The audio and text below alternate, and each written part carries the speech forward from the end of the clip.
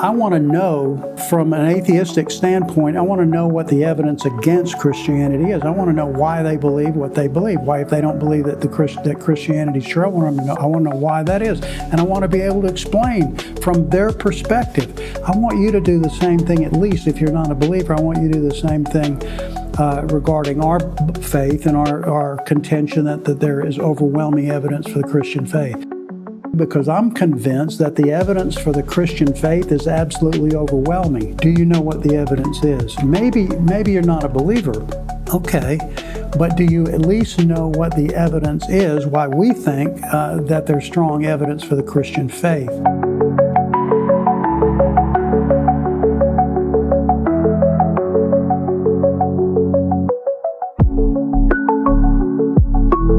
Hey, welcome to Church for Skeptics. Dan Arsenal here. Changing tracks a little bit. We're going to leave Bart Ehrman alone for a little while at least. Maybe we'll go after Richard Dawkins this time. We're talking about the existence of God. And I realize that atheism is kind of on the decline maybe a little bit, at least in scientific circles, and that's my point here.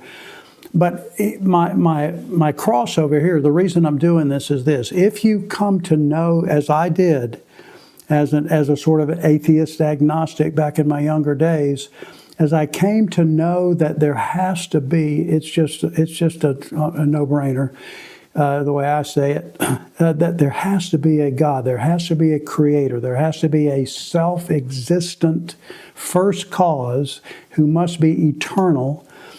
Once I got that far, it was a very short step to Christianity. And the truth is, once you understand philosophically and logically, and morally as well, that there has to be a creator, really, that Christianity and, let's say, Judaism, and maybe even a little bit Islam are the only religions, because they're the only monotheistic religions that actually reasonably can entail what it means for there to be a God at all.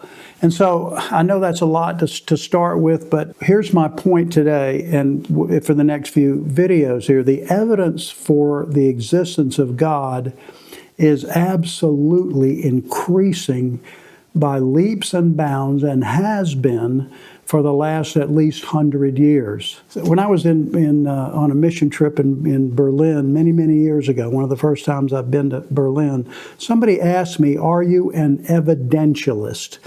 I wasn't exactly sure what that meant at the time, but I know what it means now, and I kind of knew then that it means that is Christianity an evidence-based religion, or is it just evidence? You just, you weigh the evidence, and whichever way you go. Or is it faith-based?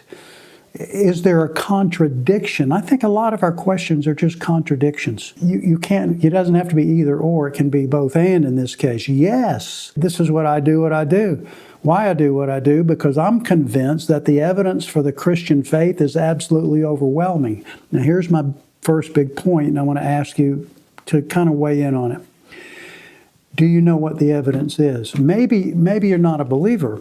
Okay, but do you at least know what the evidence is, why we think that there's strong evidence for the Christian faith? From an atheistic standpoint, I want to know what the evidence against Christianity is. I want to know why they believe what they believe. Why, if they don't believe that that Christianity is true, I want to know why that is. And I want to be able to explain from their perspective. I want you to do the same thing, at least if you're not a believer. I want you to do the same thing regarding our faith and our contention that there is overwhelming evidence for the Christian faith. Second thing I want to say is, even though the evidence is overwhelming, most people don't know what it is. And so that's what I'm talking about here in the next few videos, especially regarding the evidence for the existence of God. I've got a book here. I'm going to quote a little bit from it later, and I'm going to recommend it to you. It's called Is Atheism Dead? By Eric Metaxas. And, you might grit a little bit, but I would encourage you, if you want to know what we think and why we think it, at least from a reasonable standpoint, read the book. I've read so many books by atheists, I'm reading them again sometimes, and I'm willing to read anything. I want to know. And I hope you want to know as well. And there's a lot of information that I'm going to give you in the next few videos. I'm thinking maybe you don't know this. Maybe you don't know exactly what it's about. 1 Peter chapter 3, verse 15. I'm not going to read it, but I'll paraphrase it. Basically says this regarding the evidence for the Christian faith. It says, always be ready to give a reasonable answer. And I'm paraphrasing a little bit, but I'm not misusing it. Always be ready to give a reasonable answer for the hope that is in you. My hope is in Jesus Christ for my present and my future, and my past too, by the way, for forgiveness of sins. But there needs to be a reasonable evidence for that. And that's where we get the word apologetics. This comes from the Greek word apologia, which is in that verse, and of course written in Greek. And it means to give a reasonable answer. And so we're commanded to do that and we're supposed to do it with gentleness and respect. Maybe I missed the boat a little bit on that. I hope not, and I apologize that when that happens. The second verse is a little more hard-hitting. It's kind of one of my go-to verses. It's 2 Corinthians chapter 10, verses 4 and 5. And it says that we ought, now think about this, it's another command. It says that we ought to, as believers, demolish, this is in sort of an intellectual, spiritual vein here, not physical, of course, but we ought to demolish two things. Number one is presuppositions, things that we believe before we start laying out our case, the things that we just suppose to be true. Well, there are a lot of those presuppositions, including mine, that are up for at least examination. And so that's the point of this. And we demolish, it says, presuppositions, and then it says, and arguments that stand against the knowledge of God. So whatever is the argument against, and I haven't heard an argument against Christianity or against God or against the Bible, not a new one in a long time. You probably haven't heard much of a new one in a long time too, except maybe some of the information we're getting in the next few videos. But my point is this, that we're commanded to use evidence. That's it. Now I'm going to read you a passage from Romans 1, and it's the hardest hitting of all. So you start out with 1 Peter, kind of gently and respectfully, just show people why you believe what you believe. And then in your debate, in 2 Corinthians chapter 10, we're kind of debating here and demolishing or attempting to demolish intellectual, that's what you do in a debate, to demolish presuppositions and arguments that stand against the knowledge of God. But when you get to Romans 1, verse 18, I'm going to read this to you. And I'm reading from the New International Version here. The wrath of God, 1:18, Romans. The wrath of God is being revealed from heaven against all the godlessness and wickedness of people. Now watch this, who suppress the truth by their wickedness. I'm going to pause there. I believe this is true. I believe I did this. I think everybody has to know, down deep at least, and maybe starting in a young age, we know there's a God. Children, if you ask them, where do the bears come from? Where do the lions come from? They just intrinsically know that somebody made those. It's hardwired in us. It takes intellectual snobbery, I want to say, to defeat those natural arguments that children have. And so now we get off the hook. Now we don't have to be judged anymore. We don't have to do the right thing or the wrong thing. Nobody's responsible anymore. I think that's exactly what's happened. I think it's happened with scientific materialism, not science, not good science, not true science, but they suppress the truth. In other words, I can rationalize anything. That's the point. I can rationalize anything. Let me give you a couple of examples. I think the best example for the existence of God is ourselves, our human experience, just what it means to be a human and not a rock. What's the difference here? Well, human beings are persons. They're not something. They're someone. They are persons. Here again, suppressing the truth. That's reality. We know that. We cannot live as if that's not true. You're a person, I'm a person. All God's children are persons. But we try to suppress that and say you're not really a person. You're just a ball of matter. You're just a bunch of atoms that happen to work together by natural law and natural law. All you are is matter. All you are is atoms. That's not true. We're persons. Because we are persons, number two, in our human experience, we have consciousness. We are aware of ourselves. We are aware of our surroundings, mostly, and each other. That's how we live. We cannot live as if that's not true. But the materialists say that's an illusion. They suppress that truth. They're going to try to find some argument to say, no, that's not true because just matter doesn't think. Matter doesn't actually have consciousness. Now, they might change their tune here with what we call panpsychism, the new hot thing, the new hot topic from atheistic science. We won't go there today. Not worth much, to be honest with you. But my point is this, it's what it means to be human. We're a person, we are conscious. Second thing is we have the ability to reason. Now, some people are better reasoners than others, but go back to 1 Peter chapter 3. It says, always be ready to give a reasonable answer. We're answering by reason. We're giving you an argument for making the case for something. We do that all the time.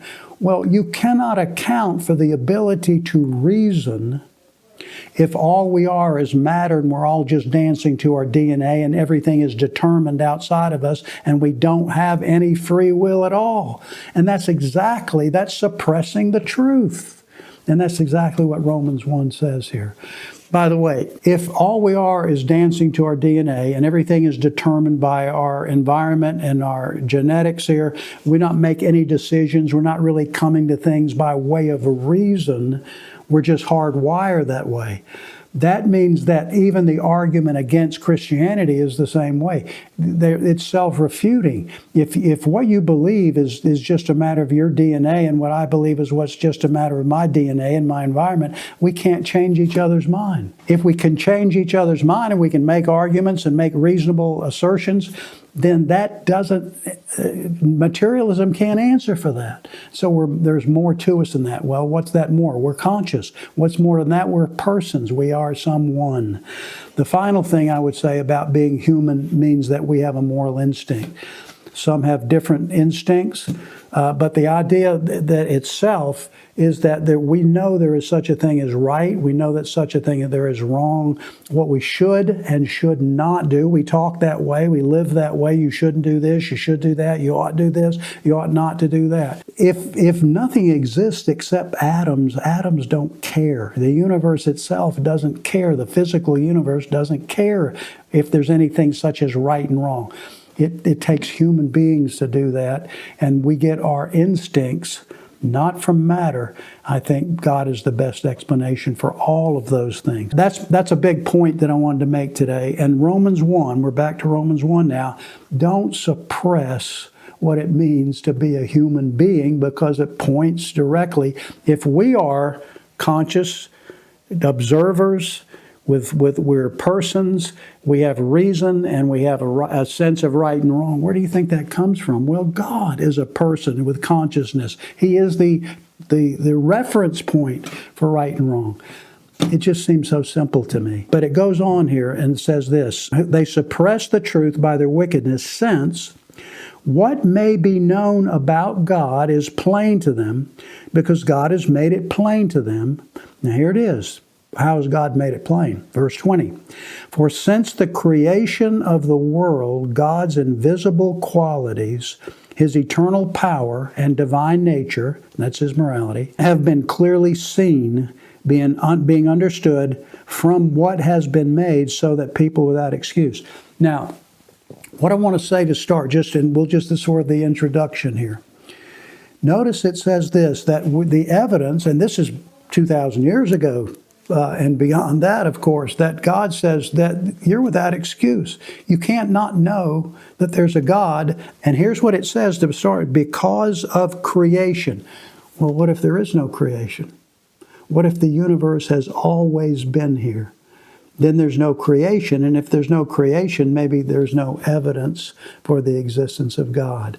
Aha! That changed drastically, scientifically, 100 or so years ago. And that's the first thing I want to say. And we started by saying that the evidence for the existence of God is becoming more and more overwhelming. If it started overwhelmingly enough that without excuse here, it's gotten more and more overwhelming. There's less and less excuse to not believe in God, in other words. Even in a theistic world, and back in the day, let's say in the 1700s, even atheists, even deists, there weren't so much atheists as deists because they recognized there must be a God, even though they didn't think Christianity was the way to go.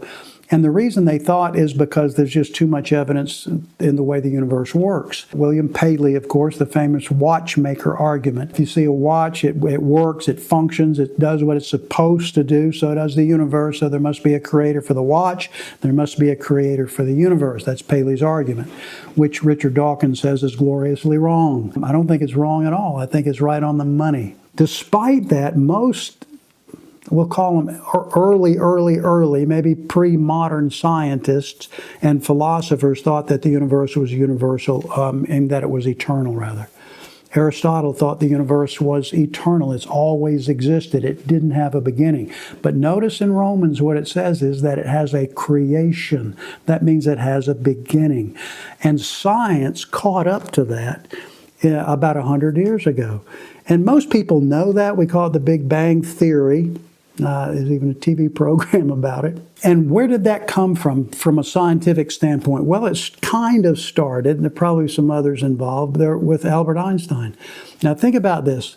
This is so interesting, and I'm not going to spend a long time on this as the introduction. But Albert Einstein, of course, being a brilliant German physicist, in the early 1900s, and now with the early World War I's encroaching here, of course later World War II, and he left Germany during the Hitler regime. Thankfully he did. A lot of the Western scientists rejected Albert Einstein's mathematics, saying that the universe must have a beginning because it's expanding by his mathematics alone. That's pretty smart. That his mathematics show that the universe was expanding, if it's expanding or contracting, but then nonetheless it's changing, and so it must have had a beginning. A lot of the Western scientists rejected that simply because he was German, and they were against Germany at that point. There were a few exceptions. One of them was a Scottish physicist who was also a Quaker. So he was a pacifist. Arthur Eddington is his name. And he was more than willing to take Einstein's mathematics and confirm it. There was a Russian, Alexander Friedman, did the same thing. He wasn't put off too much by him being German, Einstein that is. And so he confirmed Einstein's mathematics. Now, here's the problem.